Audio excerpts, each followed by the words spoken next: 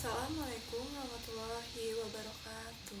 Hello everyone, my name is Cantika Gutiara, NPM 25411008, Kelas Manajemen 25B, and welcome to this educational video. Today, we are going to discuss one of the most important topic in macroeconomics, inflation. Inflation affects everyone, from household and workers to business and governments. It influences purchasing power, investment decision, economic growth, and overall social.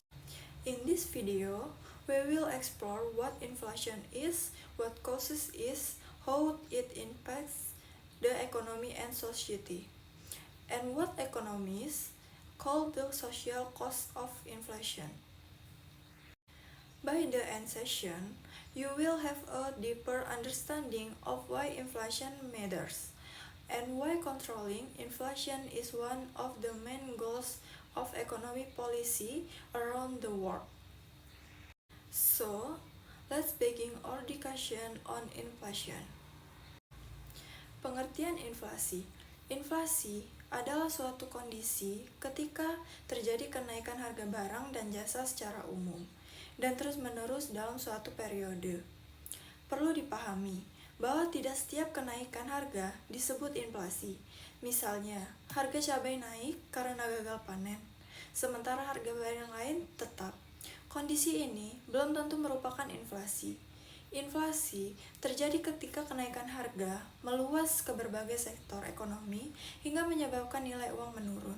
Contoh sederhananya, misalkan tahun lalu, harga nasi goreng sama dengan Rp15.000, harga bensin sama dengan Rp10.000 per liter, dan harga telur Rp25.000 per kilogram. Setelah 1 tahun, harga nasi goreng menjadi Rp17.000, harga bensin menjadi Rp12.000, dan harga telur menjadi Rp29.000. Jika kenaikan ini terjadi secara umum pada banyak barang dan jasa, maka terjadi inflasi.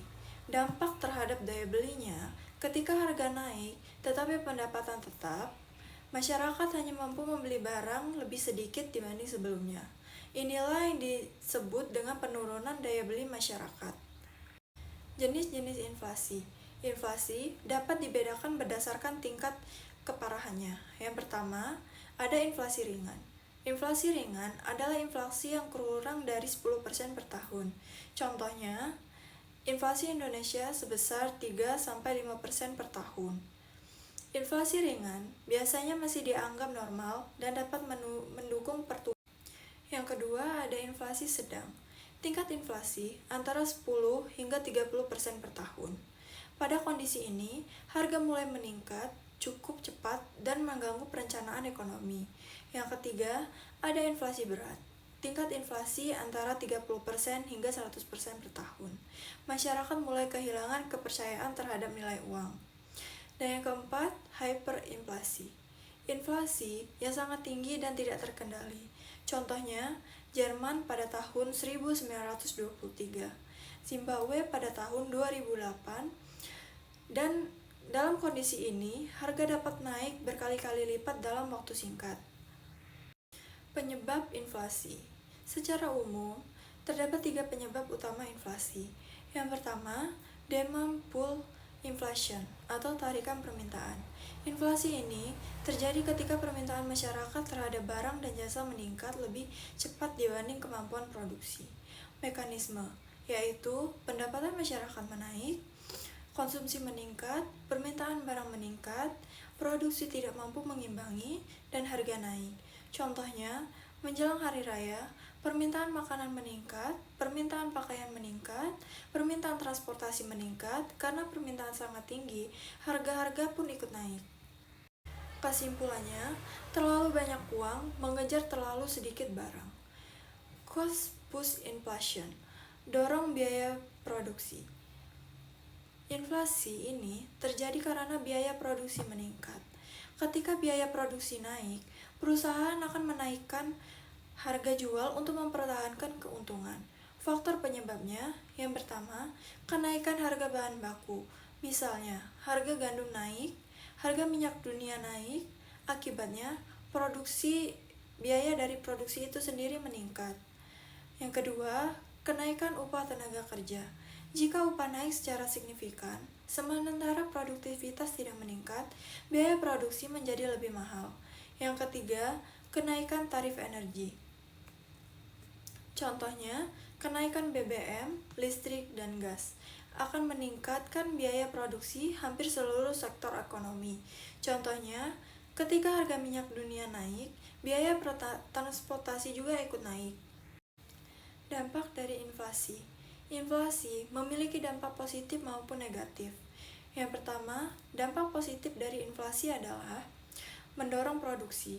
Ketika harga naik secara moderat, perusahaan memperoleh keuntungan lebih besar.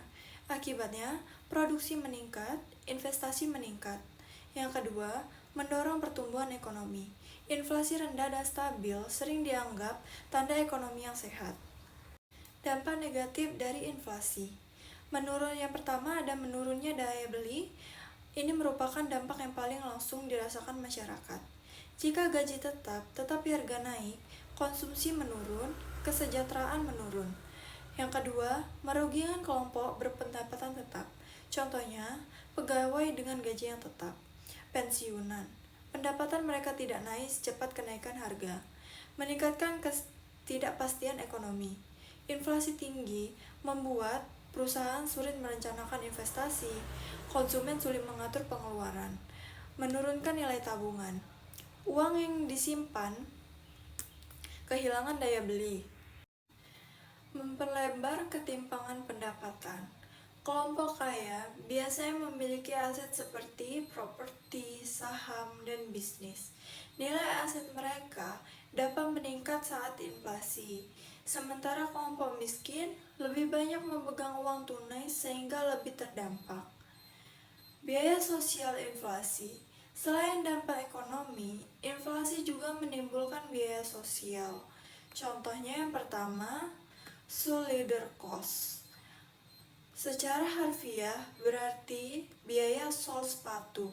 Konsep ini menggambarkan usaha tambahan masyarakat untuk mengurangi kepemilikan uang tunai karena nilainya terus menurun. Misalnya, lebih sering ke bank, lebih sering memindahkan dana. Semua aktivitas tersebut membutuhkan waktu dan biaya. Menu kos. Perusahaan harus mengubah harga secara terus-menerus.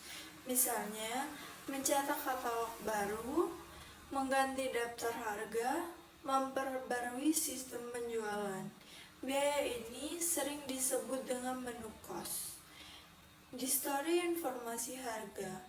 Harga merupakan sinyal penting dalam ekonomi.